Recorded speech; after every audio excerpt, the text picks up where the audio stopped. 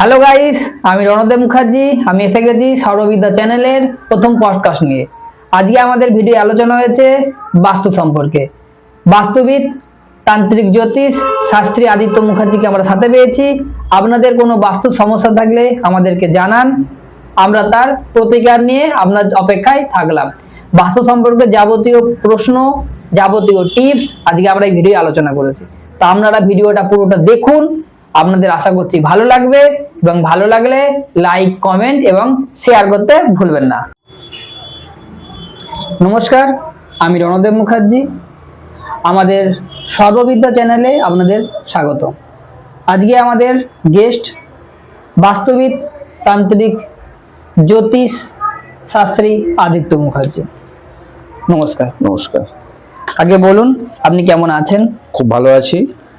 প্রথমেই সবাইকে নতুন বছরের শুভেচ্ছা জানাবো, জানিয়ে আজকে এখানে এসেছি সর্ববিদ্যা চ্যানেলের পক্ষ থেকে কিছু আলোচনা করার জন্য আপনাদের সঙ্গে। তো আলোচনায় আসা যাক, কিভাবে কি আলোচনা করা হবে আজকে। আজকে আমরা বাস্তু, যেখানে মানুষ বসবাস করে, অনেকের শুনেছি বসবাস স্থান ঠিক নেই, সমস্যা হয়, ভয় লাগে। তো আজকে আমরা প্রথম ভিডিওতে আমরা মানুষের বাস্তু, যেটা বসবাস যেখানে করে মানুষ, সেটা নিয়ে আমরা আলোচনা করব। বাস্তুটা আমাদের, হ্যাঁ বলুন। বাস্তুটা আমাদের অ্যাস্ট্রোলজিক্যাল পার্ট অনুপাতে মানুষের 3 ভাগের 1 ভাগ ভাগ্য নির্ধারণ করা হয় বাস্তু থেকে। এবং অ্যাস্ট্রোলজিতে আমাদের 3টে পার্টে ভাগ করা হয়। 1 হচ্ছে মানুষের ভাগ্য, 2 হচ্ছে মানুষের কর্ম, 3 হচ্ছে মানুষের বাস্তু। যদি আমরা 3টেকে 100%-এর মধ্যে 3টে ভাগ করা হয়, তাহলে 33.33% এক একটা ভাগে আসছে। মানে মানুষের জীবনের একটা পার্টেই বাস্তুর উপর চলে আসছে, এসে যাচ্ছে।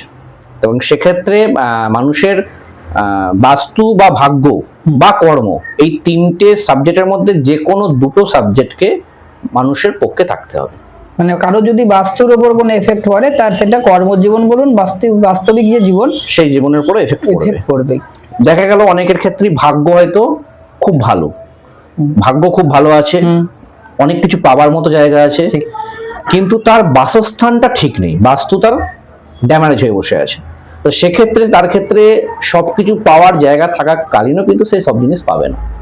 দেখা যাবে যে তার চাকরি পাওয়ার যোগ আছে, কিন্তু সে চাকরি পাচ্ছে না। ভালো কোম্পানিতে জব পাওয়ার জায়গা আছে, কিন্তু জব পাচ্ছে না। বা তার ভালো ম্যারেজ হওয়ার কথা আছে, কিন্তু হচ্ছে না, বাধা ক্রিয়েট হচ্ছে। সেটা হচ্ছে বাস্তুর জন্য। মানে বাস্তু একটা গুরুত্বপূর্ণ ভূমিকা দৈনন্দিন জীবনে আছে।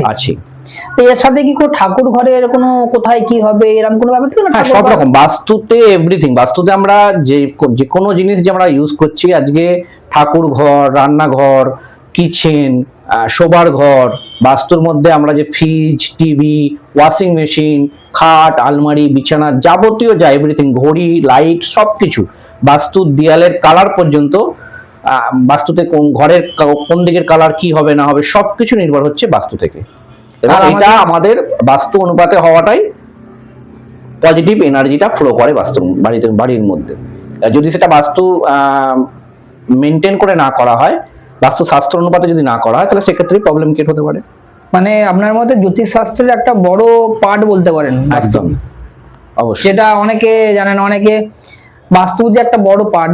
অনেকে মানুষ এখন গ্রামের সাইডে অনেক মানুষ এখনো পর্যন্ত জানে না, যেখানে বিভিন্ন মানুষ বিভিন্ন জায়গায় বাড়ি করার সময় যেখানে সেখানে টয়লেট বা কিচেন বা বেডরুম করে ফেলছে, বা বিভিন্ন জায়গায় দেয়ালের কালার বিভিন্ন রকম করে ফেলছে। তো এগুলো করার জন্য মানুষের প্রবলেম অনেক বেশি হচ্ছে। এখন যদি টাউনের দিকে আপনি দেখেন, তাহলে টাউনের দিকে কি হচ্ছে না, টাউনে কিন্তু অনেকটাই বাস্তুসম্মত মানুষ কিন্তু করার চেষ্টা করছে। হ্যাঁ, বর্তমানে অনেকেই দেখছি যে বাস্তুবিদ দিয়ে আগে পরীক্ষা করে তারপর একদম বাস্তু ক্ষেত্রে আমরা যে জমিটা কেনা হচ্ছে, সেই জমির ল্যান্ড টেস্ট করার পরই জমি কেনা উচিত। একদম সেখান থেকে বাস্তু শুরু হচ্ছে, কারণ বিভিন্ন জমির বিভিন্ন রকম এনার্জি থাকে। তো এনার্জি টেস্ট করে বাস্তুর জমি কিনলে কি হবে, যার যে জমির এনার্জি ভালো আছে সেই জমিতে যদি বাড়ি করা হয়, তাহলে তার আয় উন্নতি বেশি হবে। আর যে বাড়ির এনার্জি ডাউন আছে, সেই বাড়িতে যদি জমি কেনা হয়, সেই জমি যদি কেনা হয়, তাহলে কি হবে না, সেই এনার্জি বাড়িতে যখনই ঢুকবে তার এনার্জি ডাউনের দিকে যাবে, আপের দিকে যাবে না। একদম সেখান থেকে শুরু করছে মানুষ। এবং তারপর থেকে আস্তে আস্তে আমার ভিত স্থাপন করে ঘর তৈরি করা, ঘরের রং বলুন, কোন দিকে মেন দরজা হবে, গাড়ির কালার কি হবে না হবে সবটাই কিন্তু বাস্তুসম্মত হওয়া উচিত।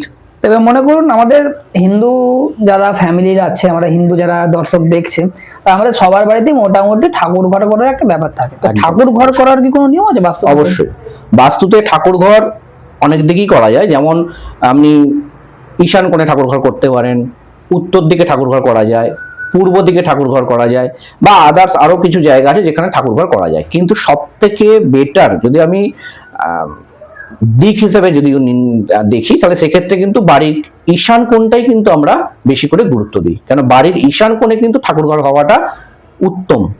ঈশান কোণ মানে? ঈশান কোণ হচ্ছে উত্তর এবং পূর্বের যে কোণটা, সেই কোণটাকে বলা হচ্ছে ঈশান কোণ। উত্তর এবং পূর্বের যে কোণটা, সেই কোণটাকে বলা হচ্ছে ঈশান কোণ। তো এই তো ঈশান বন্ধুরা, কোণে আপনারা এটা খেয়াল করবেন যে নতুন যখন যারা বাড়ি করছেন, তো তারা সবাই প্রায় স্বাভাবিক ঠাকুর ঘর রাখেন। তো আমরা ঈশান কোণের দিকে যেতে পারি, যেটা মানুষের উপকার আসবে, উপকার লাগবে। এবং এই ঈশান কোণে আমরা ঠাকুর ঘর স্থাপন করলে, তো সেই ঠাকুর ঘরে বসে যখন আমরা পুজো পাঠ করব, আমরা মন দিতে পারবো। দেখবেন যদি দর্শকদের যারা দেখছেন তাদের এটা বলে রাখি, যে যদি আপনার বাড়ির ঠাকুর ঘর যদি ঈশান কোণে না হয়ে থাকে, যদি ধরুন আপনার ঠাকুর ঘরটা বায়ু কোণে আছে, তো বায়ু কোণে যদি আমরা ঠাকুর ঘর থেকে যাই, সেখানে আপনি চাইলেও কিন্তু ঠাকুর ঘরে বসে কিন্তু মনোনিবেশ করতে পারবেন না। ঠাকুরের কাছে যে প্রার্থনা করার জায়গাটা, আপনি যখনই ঠাকুরের কাছে বসবেন, আপনি মন দিয়ে ডাকতে পারবেন না ঠাকুরকে। বিভিন্ন রকমের চিন্তা ভাবনা কিন্তু আপনার মাথার মধ্যে ঘুরতে থাকবে। তো যার জন্য যতক্ষণ না আপনি ঠাকুরের কাছে ঠিক মতো চাইতে পারছেন, তাহলে ঠাকুর আপনাকে দেবে কিভাবে? এবং যার যেটা জায়গা, তাকে তো সেই জায়গায় বসাতে হবে। ধরুন আপনি কারোর বাড়িতে গেছেন, সে যদি আপনাকে আপ্যায়ন না করে, আপনাকে কারো মেঝেতে বসে খেতে দিল, বা দেখা গেল কিচেনে বসে খেতে দিল, তাহলে আপনার যে রকম ব্যাপার হবে, আপনি যেভাবে ফিল করবেন, ঠাকুর দেবতার ক্ষেত্রেও ঠিক একই জায়গা বলতে পারেন। কারণ তাদেরও একটা জায়গা আছে নির্দিষ্ট, যে জায়গায় ডাকলে আপনি সঠিকভাবে ফল পেতে পারেন। তো সেই দিকটা হচ্ছে ঈশান কোণ।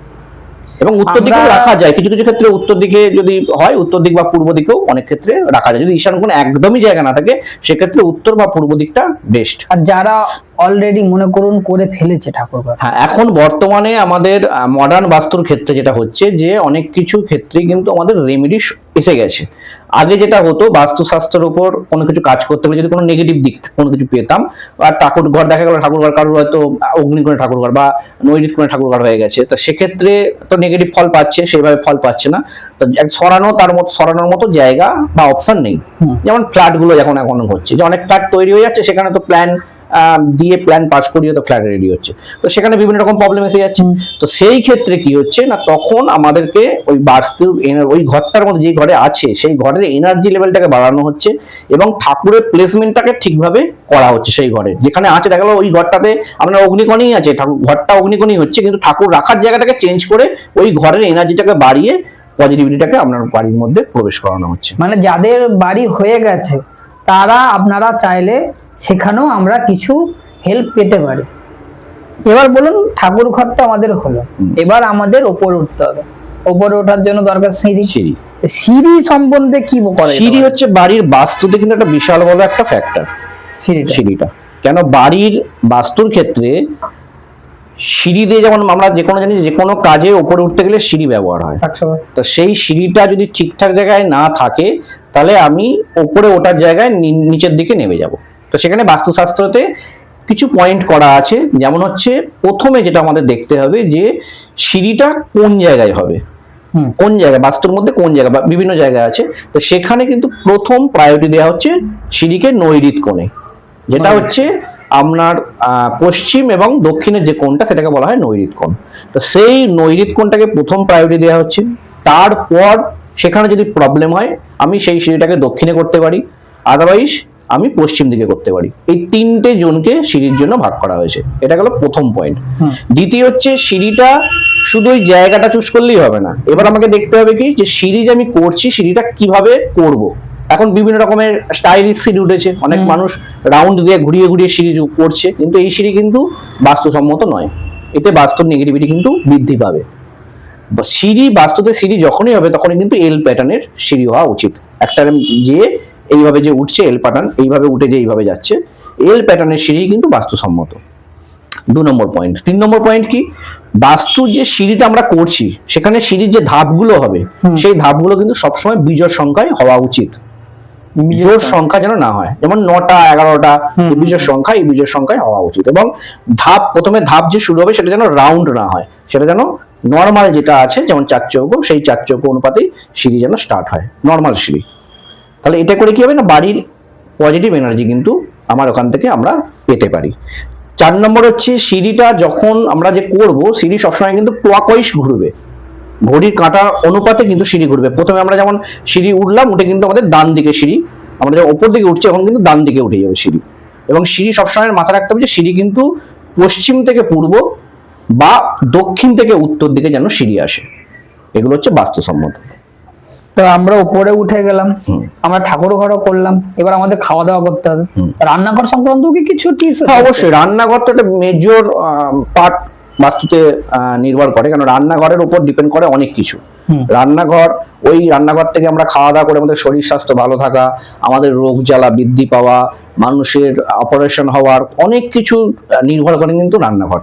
খাবার তো একটা মানুষের উপর ফেলেই, যে ইফেক্ট ফেলে একদম। এবং রান্নাঘর যদি ঠিকঠাক জায়গায় না হয়, বাড়ির যে গৃহকর্ত্রী আছে বা সাধারণ ওনার বাড়ির যারা মহিলারা যারা আছে, তাদের রান্না করতেই ভালো লাগবে না। অনেক বাড়িতে এখন দেখবেন বর্তমানে অনেক ফ্ল্যাট আছে যাদের ম্যাক্সিমাম মানুষ কি করছে, ফ্ল্যাটের মানুষরা অনেকেই খাবার দাবার কম রান্না করছে, কিনে খাচ্ছে বেশি, অর্ডার করে দিচ্ছে যার বিভিন্ন জায়গায়। তাদের কেন এটা হচ্ছে না, তাদের এনার্জি কাজ করছে না, তাদের এনার্জিটাই কাজ করছে না রান্নাঘর রান্না করার মতো। তাদের দেখতে একদম মানে 100% শিওর যে তাদের রান্নাঘর কিন্তু সঠিক জায়গায় নেই, যার জন্যই কিন্তু তারা রান্না করার কোনো এনার্জি পাচ্ছে না। বেশিরভাগ কিন্তু বাইরে থেকে খাবার অর্ডার করে কিন্তু খাচ্ছে। তো দাদারা, আপনারা যারা দেখছেন একটু খেয়াল করুন যে দিদিরা যে বাইরের খাবার খেতে চাইছে, এটা কিন্তু রান্নাঘরের একটা সমস্যার জন্য হতে পারে, তাই তো? মোটামুটি একদম রান্নাঘরের একটা বিশাল বড় ভূমিকা কিন্তু বাস্তুতে আমাদের থেকে যাচ্ছে রান্না করার ব্যাপারটা। এবং রান্নাঘর যে আছে, রান্নাঘর সবসময় বাস্তুর আমাদের দক্ষিণ আর পূর্বের যে কোণ, যেটাকে আমরা অগ্নিকোণ বলি, এই অগ্নিকোণেই কিন্তু রান্নাঘর করাটা উচিত বা রান্নাঘর রাখা উচিত। এই অগ্নিকোণে যদি রান্নাঘর থাকে, তাহলে বাস্তুতে সবসময় একটা পজিটিভ এনার্জি কিন্তু ফ্লো হতে থাকবে বাস্তুর মধ্যে। এবং এই ঘরে যদি রান্নাঘর থাকে এবং রান্না করার মুখটা যদি অবশ্যই পূর্ব দিকে থাকতে হবে, যে মহিলা বা গৃহকর্ত্রী যারা থাকবে তারা রান্নাটা যেন অবশ্যই পূর্ব দিকে মুখ করে রান্নাটা করবেন। এটা যদি হয়ে থাকে, তাহলে সেই বাড়ির দেখবেন যাদের বাড়ির রান্নাঘর অগ্নিকোণে এবং যাদের ওখানে পূর্ব দিকে মুখ করে যেসব মহিলা রান্না করছেন, তারা কিন্তু রোগ জ্বালা কম অ্যাটাক করছেন এবং তাদের যে রান্না তারা করছেন সেই রান্নাও কিন্তু সুস্বাদু রান্না হচ্ছে, মানে বাড়ির লোক খেয়ে কিন্তু তাদেরকে সুনামি করবে সেই রান্নার। আর বর্তমানে যারা নতুন বাড়ি করছেন বা ঘরেতে যারা রং করছেন, তো অনেকের শখ থাকে, কারোর ডিপ কালার, কারোর হালকা কালার, কারোর হোয়াইট। তো যে কালার, সেখানে এই কালারটাও নির্ভর করে আমাদের বাস্তুর দিক অনুপাতে। বিভিন্ন বাস্তু, যেমন আমরা নর্মালি যদি দেখি, বাস্তুতে আমাদের 4টে দিক আমরা নর্মাল দিক পাই। একটা হচ্ছে পূর্ব, পশ্চিম, উত্তর, দক্ষিণ। 4টে কোণ পাই। একটা হচ্ছে ঈশান কোণ, অগ্নিকোণ, নৈঋত কোণ, বায়ুকোণ। এই যে 4টে দিক এবং 4টে কোণ, এটাকে আরো 4খানা ভাগে ভাগ করা হচ্ছে জোন হিসেবে। তার মানে টোটাল জোন 16খানা জোন বার করা হচ্ছে। এই 16খানা জোনের আলাদা আলাদা অধিপতি গ্রহ আছে, দেবদেবী আছে, তো তাদের অনুপাতে কালারটা এখানে চলে আসছে। এবং যদি শুধু নর্মালি যদি দিক অনুপাতে দেখেন, তাহলে সেক্ষেত্রে কিন্তু আমাদের এখানে বাস্তুতে কিন্তু 5টা এলিমেন্ট থেকে যাচ্ছে। 5টা, যেমন মানুষের শরীরে যেমন 5টা এলিমেন্ট দিয়ে তৈরি, তেমনি বাস্তুতেও কিন্তু 5টা এলিমেন্ট কিন্তু থাকছে। এবং সেই এলিমেন্ট অনুপাতে এবং দিক অনুপাতে আমাকে মিক্সিং করে কালারটা করতে হবে। তাহলে কি হবে না, যে কালারটা আমি থাকবে সেখান থেকে আমি পজিটিভ এনার্জি পেতে পারি। দেখা যাবে অনেক সময় যে আমাদের উত্তর দিকটা যদি আমি বলি, উত্তর দিকটা আমাদের আমরা বলি জল, মানে ওয়াটার এলিমেন্ট। তো এখানে উত্তর দিক থেকে কিছুটা ঈশান কোণ টাচ হচ্ছে, তো সেখানে কিন্তু কালারটা আমাদের হালকা ব্লু কালারটা করলে কিন্তু ভালো রেজাল্ট পাওয়া যায়। এবার অনেকের ক্ষেত্রে কি হয়, দেখা গেল ঈশান কোণ বা উত্তর দিকে আমরা অনেক সময় লাল কালার করে রেখেছি বা নীল মানে সবুজ কালার করে নিই। সবুজ কালারটা তবু চলবে, বিভিন্ন ধরনের কমলা রঙের রং করে ফেলেছে বা হলুদ কালার করে ফেলেছে। তো সেক্ষেত্রে কিন্তু সেখানে সেই বাড়ির কিন্তু ডেভেলপমেন্ট কিন্তু আটকাচ্ছে, অপরচুনিটি আটকাচ্ছে, বিভিন্ন রকমের ফেসিলিটি সেই বাড়ি পাচ্ছে না মানুষজন। কর্মের তার মধ্যে কোয়ালিটি আছে কিন্তু সে কাজ করতে পারছে না নিজের জায়গাটা। এই ধরনের সমস্যাগুলো কিন্তু এসে যায় কালারের জন্য। মানে মোটামুটি বাস্তু সম্পর্কে আমরা জানতে পারছি যে শুধু ঘর করে নিলেই হবে না, তার একটা মাটির ব্যাপার আছে, সবকিছু রান্নাঘর, রং, সিঁড়ি, সবকিছু একটা ব্যাপার। তো মানুষকে বাস্তুতে ভালো থাকার জন্য যদি আপনি কিছু টিপস দিতে চান আমাদের দর্শকদের। ভালো থাকার জন্য টিপস বলতে, দেখুন বাস্তুতে সমস্যা কি আছে না আছে কম বেশি যারা বসবাস করছে তারা কম বেশি বুঝতে পারছে। মেন সমস্যা কি না, মেন সমস্যা হচ্ছে আমাদের আন্ডারস্ট্যান্ডিং এর সমস্যা। বাড়ির যারা আমরা আছি মেম্বার যারা থাকে তাদের মধ্যে আন্ডারস্ট্যান্ডিং এর সমস্যা হয় বেশিরভাগ ক্ষেত্রে বাস্তুর নেগেটিভিটি হলে। স্বামী স্ত্রীর মধ্যে ঝগড়া অশান্তি হচ্ছে, পরিবারের সন্তান বা আমার কথা শুনছে না, অবাধ্য হয়ে যাচ্ছে, শ্বশুর শাশুড়ির সঙ্গে বৌমার মতে বিরোধ হচ্ছে, তো এগুলো সবটাই কিন্তু বাস্তুর জন্য কিন্তু ম্যাক্সিমামটা হয়ে থাকে। তো এই ক্ষেত্রে আমরা একটা জিনিস করতে পারি, যেটা হচ্ছে আমাদের ফ্যামিলি ফটো। একটা ফ্যামিলি ফটো আমরা যদি বাঁধিয়ে, মানে গোল্ডেন ফ্রেমে যদি বাঁধিয়ে, সেটাকে যদি আমরা হচ্ছে ওটা আপনার পূর্ব এই দক্ষিণ এবং পশ্চিম দিকের যে নৈঋত্যকোণের যে পাশের দিকটা, সেইখানে যদি আমরা প্লেসমেন্টটা করতে পারি, তাহলে কি হবে না, আমাদের বাড়ির সবার মধ্যে কিন্তু মিলমিশটা বাড়বে। এবং আমরা বাস্তুতে যদি নেগেটিভিটি থাকে সেক্ষেত্রে আমরা বাস্তু ধনুটা খুব ইউজ করে দেখতে পারি। বাস্তু ধনুটা খুব দুর্দান্ত রেজাল্ট দেয়। বাস্তু ধনুটা ব্যবহার করলে বাস্তুর অনেক নেগেটিভিটি কিন্তু কমতে থাকে। এবং আরেকটা যেটা করা যায়, যেটা হচ্ছে বাস্তুর সি সল্ট যেটা আছে, সি সল্টটাও অনেকে ব্যবহার করে দেখতে পারেন। আপনার বাস্তুর যদি নেগেটিভিটি থাকে, আপনার বাস্তুর যে বাড়ি যে ঘর পোছাপুছি করছেন সেই সময় সি সল্ট 3 চামচ সি সল্ট দিয়ে বাড়ি যদি পোছাপুছি করা হয়, কন্টিনিউ যদি করতে থাকে সেটা, সেক্ষেত্রেও কিন্তু মানুষ অনেকটা ভালো থাকার জায়গা তৈরি হতে পারে। তো বন্ধুরা, আলোচনা শেষে আজকে আমরা জানতে পারলাম বাস্তু সম্পর্কে বাস্তুবিদ, তান্ত্রিক জ্যোতিষ শাস্ত্রী আদিত্য মুখার্জির কাছ থেকে।